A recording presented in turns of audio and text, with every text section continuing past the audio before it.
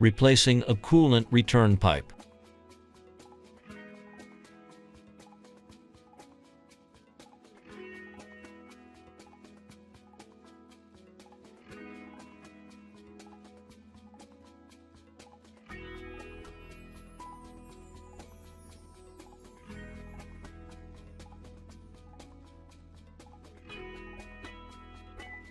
Remove the coolant supply branch pipes and coolant return branch pipes from the battery packs.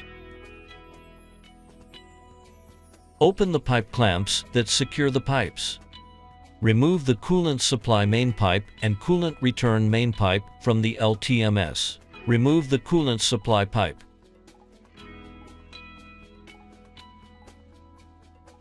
Secure the coolant return pipe to the pipe clamps. Install the coolant return branch pipes to the battery packs. Connect the coolant return main pipe to the LTMS. Secure the coolant supply pipe to the pipe clamps. Connect the coolant supply main pipe to the LTMS. Install the coolant supply branch pipes to the battery packs.